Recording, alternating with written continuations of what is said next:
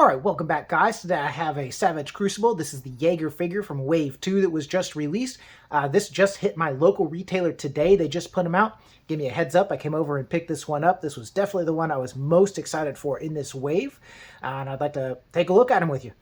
So similar to the other box art, we have some art there showing some figures and some motifs from this wave. Savage Crucible on the front, Jaeger on the top, Jaeger on the side, and Savage Crucible there. We also have the same window that we've had on the other figures with a bio there and a window here where we can see a good view of Jaeger and some of his accessories. Let's pop them out.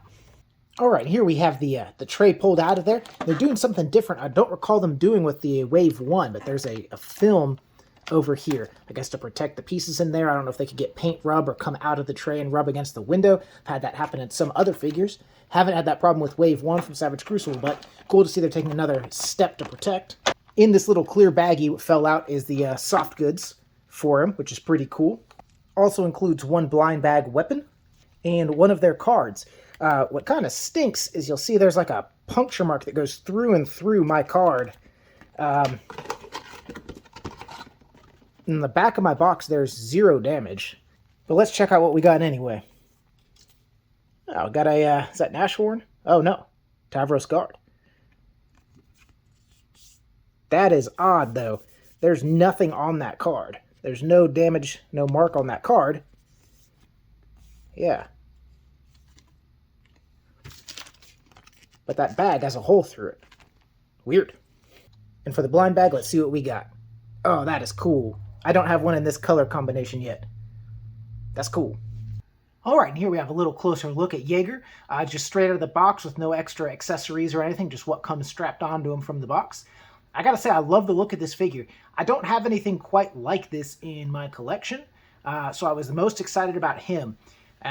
No hate toward the kind of human barbarians or Nashorn, but I have a number of human barbarians already. Admittedly, nothing quite like Nashorn, but this guy was the most different from what I have and the one that interested me most, so one I wanted to get first.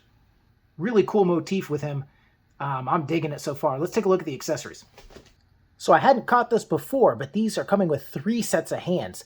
So on him, he has 2 gripping hands like this, weapon holding hands that are vertically hinged, and then he also includes 2 of these that are horizontally hinged with the same kind of deco work done to them. I think they look great, and I didn't even catch that we were getting an extra set of hands for this at the same price tag, so that's pretty cool. And similar to what we've seen before, but obviously in a different scope, we kind of have this open gesturing hand, which is, I just love to get these type of hands. I think they're so expressive. We do get this this other neck piece. I think this is supposed to be his hood down, so you could have this in combination with this head sculpt, where you could put this on around that head where it looks like the hood is down. That's a pretty cool piece to put in there. And while we're talking about heads, this is the alternate head you get. Get a little bit of light in there. You can see he still has the same eye patch, a little bit more of a snarling expression. The other eye kind of hidden back there behind the cloak, shadow of the cloak, and then kind of have that hood up there too. It's a really neat head sculpt, and I haven't decided yet which one I'm going to display him with. We've got a cool sword that's included, and I think that's the one that's going to go in that scabbard on his back. Nice weathering and detail work on it, though. Got a smaller dagger. It looks like there's a sheath in his boot for this, down on this side. And then this crossbow. This thing is a cool-looking weapon. Kind of have that animal head, wolf head on the front. All the detailing, the gold paint and work.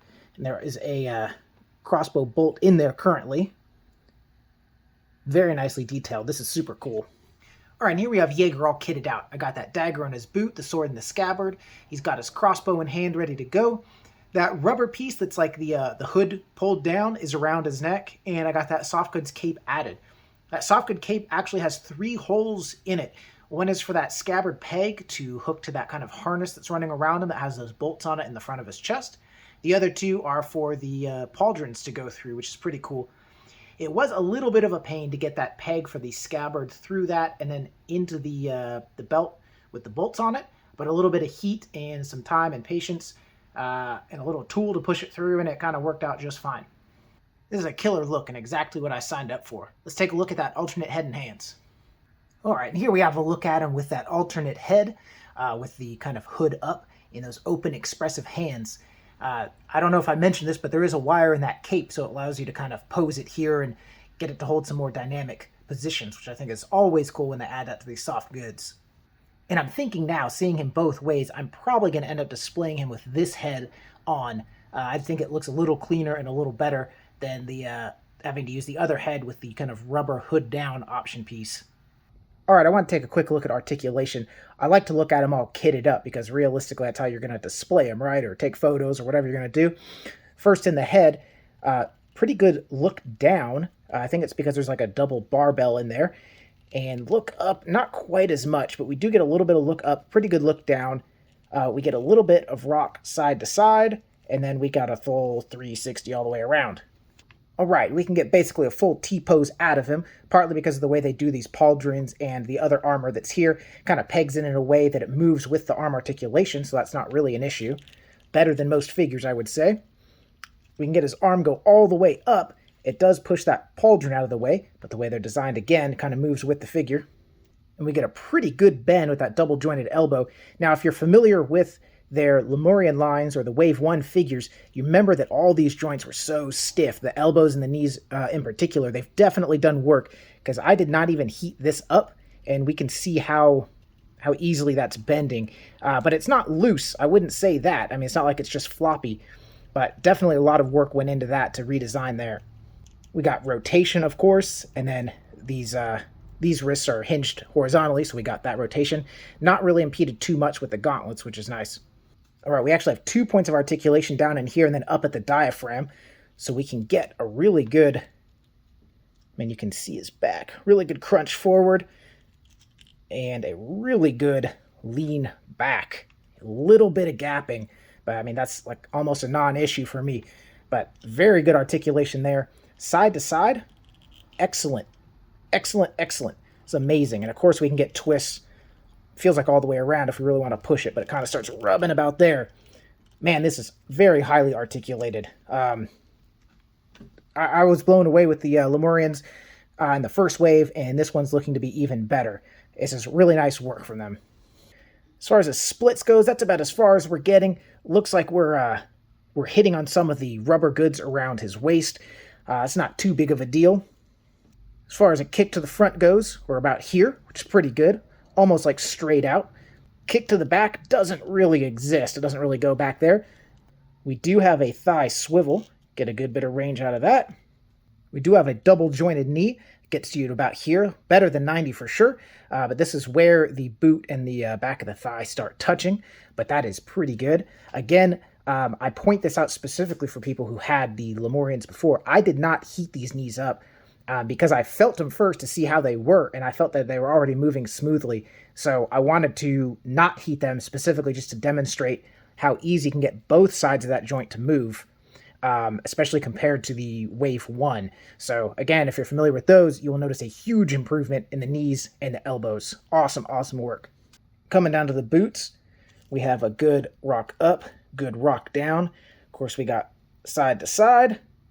I will say, though, that these ankles are, I don't know if you can see this, they got like a little bit of play in them, but it is pretty loose. I mean, that's very little effort. It's moving quite a bit. I mean, you can see that on that side's a little bit worse than this, about the same. But it was enough that in those poses you saw, I probably posed him a couple dozen times each time to get those couple shots when he was rotating around because he would not stand up. It was so frustrating. I almost just put him on a stand for the purpose of just trying to review him and show him. So I'm going to have to do something about these. I don't know, maybe like a spray sealer or something, matte sealer or something like that for like my custom work, over paint. Spray that in there or something to get it to be a little bit more sticky. But he will not stand consistently the way he is right now. All right, and some quick final thoughts here. Overall, really, really happy I got Jaeger first.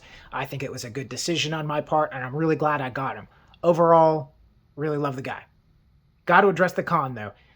In those ankles, man, I'm honestly pretty frustrated with it. It was, I get I'm doing a rotating display, but even just in static poses, it was very difficult to get him to stand. There's just so much play back and forward in those ankles, and they're just so loose. It was pretty difficult, being honest with you guys, to get him to stand. Now, it's not an insurmountable problem. I've fixed this kind of thing in other figures before. Really not the end of the line for me. On to the pros. Very well kitted out. Soft goods, always love it. Extra head, always love it. We got an extra set of hands versus Wave 1. I haven't looked at the other figures in Wave 2 to know if this is across the board, but this guy came with 3 sets of hands, which is super awesome, especially having those vertically hinged hands. I love it. Fit and finish, the paint quality, the sculpt, everything, beautiful, beautiful work. So I highlighted that the elbows and knees I did not heat, and that they were movable and articulatable on their own without that, which if you guys have Wave 1, you know is not the case with those Lemurians. Huge improvements in that. Got to give them props for working out these details. I say if you don't have anything like this guy, you should pick him up. If you got a bunch of humans like I do that are other barbarians, maybe put those guys off and put this guy to the top of your list for pickups. So go find one, pick it up, enjoy it. And thank you guys so much for watching again. As always, have a great day.